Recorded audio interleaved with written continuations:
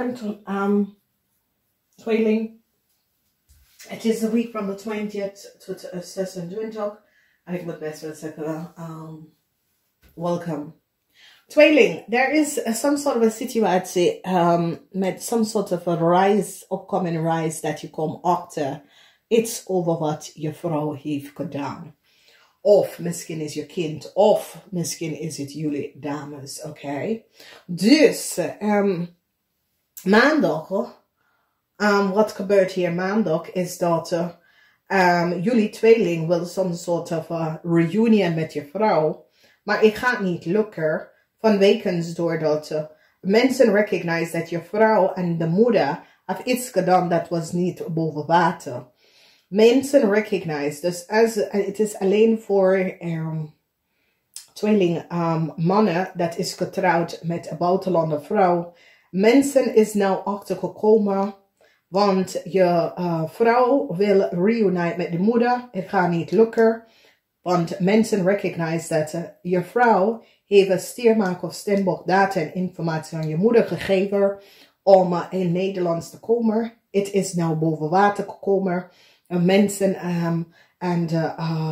hebben gezien, mensen in authority hebben gezien dat je vrouwmoeder is niet een stiermaak of steenbok, maar je vrouw heeft een stiermaak of steenbok moederdata en informatie verbruikt om mensen in Nederland te krijgen. En dit komt tot een einde. Heel veel van jullie mannen dat is getrouwd met een buitenlandse vrouw, een kreef, wordt opgepakt voor een grote diefstal. Deze kreef zit soms soort van een spelletje te doen. Het is niet een spelletje. De kind is mentally unstable. En zij en haar moeder of een steenbokvrouw geld opgelegd. Een heleboel geld door de verbruiken van een steenbokvrouw. Informatie en data. En hebben een heleboel geld van deze vrouw genomen. Nou, tweelingman. Er is jouw probleem vanwege doordat de steenbokvrouw data en informatie was op je computer. De steenbokvrouw zegt tegen jou in het begin van de relatie met deze kreef. Ik vertrouw de kreef niet. Haar informatie en haar verhaaltje is niet waar. Maar je doet niks. En ze zegt tegen jou, haal mijn informatie af je computer. En het probleem is dat jullie zijn vrienden voor 8 jaar. Deze kleine kreefmeisje komt naar Nederland. Vertel je dat je moet de relatie behouden met de steenbok. Omdat deze persoon komt niet naar Nederland voor liefde voor jou. Oké? Omdat de steenbok zegt tegen jou dat je moet niet met deze persoon getrouwd. Omdat de verhaaltje van de persoon was niet goed. De steenbok is Amerikaan. De steenbok weet dat deze persoon is vanuit Afrika. Ze sprak niet de waarheid, maar je luistert niet.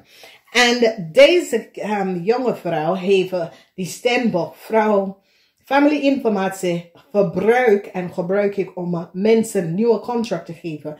Om in Nederland te komen en overal in Europa. Je hebt een probleem.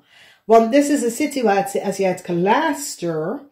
Dan jij zal zien dat het klopt niet bij je buitenlandse vrouw. Dat die verhaaltje, jij zelf is wel naar de steenbok gegaan. En zegt, ja, ik geloof niet de verhaaltje.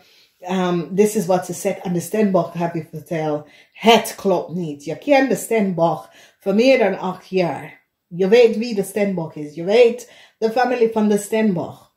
De steenbok heeft geen geheim van jou. Dus je recognize dat... de steenbok zal je niet tegen jou zeggen, ja, moet je niet iets doen. Omdat de steenbok zie je als een broer. En deze meisje nou, heb jullie opgelegd, familie opgelegd, vrienden opgelegd. Oké? Here it is toen ze komt binnen met haar verhaaltje. En jij gelooft niet, maar je wordt gebracht in deze... oneerlijk verhaaltje. Hier is het. Dit is van de duivel. En nu is het tijd dat je recognize Jezus. Ik had niet kunnen geloven dat zij kunnen dat doen. En nu mensen is nou achtergekomen dat deze meisje had een heleboel geld. Maar hoe komt ze om het geld? Dat het geld is van deze steenbok. Omdat ze gebruikt die steenboknaam om een heleboel geld om te krijgen en verdient. Nou, het is een situatie dat is een serious tweeling. En deze situatie moet jij echt recognize dat. Doordat je zelf het niet kan luisteren in de beginning. Je krijgt en je hebt een heleboel mensen in de problemen gekomen. Ja, de steenbok hebben gezondheidsklachten door de stress om deze situatie op how to werken. Je laat deze persoon, en diegene was niet door Nederlands gekomen, was door België. En die hele problemen wat je hebt gecreëerd, affect de steenbok persoon. En als je had haar informatie af je computer afgehaald, dit zal niet gebeuren. Oké? En nou mensen recognize dat deze Afrikaner is connected met some sort of a criminal organisatie. En het is niet de eerste keer dat ze hebben dat gedaan. En de vraag is dat, waarom zal jij een Afrikaner vanuit de Verenigde Staten naar Nederland kan halen of in Europa gehaald, als daar zijn Moroccans, Turks, dat is zo mooi, dat is al hier. En is echt goed bezig met zijn leven. Oké, deze mensen. En de situatie is dat jij bent zo getrokken in deze dingen dat je ziet, je kan echt niet zien verder dan de ground dat je staat op. Oké? En je krijgt, en hier het is, want je ziet, in de verleden geloof je niet wat deze persoon heeft gezegd. En je hebt wel gelijk, oké? Dus ik zie, nou we kijken jullie tweelingvrouw. Jullie tweelingvrouw kwam achter dat de Scorpionnetje man had some sort of an affair op de workfloor. En je gaat het even laten schijnen, want je krijgt some sort of a brick informatie. En je recognize dat. Sommige van jullie tweelingvrouw hebben problemen. Jullie tweelingvrouw, er is een issue waar je kunt iemand bedrijven verbruik om iets te doen. En ik zie dat je komt best wel in de problemen. En ik zie dat mensen nou recognize dat jullie tweelingvrouw heeft some sort of a brick of informatie en krijgt geld opname van iemand anders. En ik zie dat je wordt gepakt.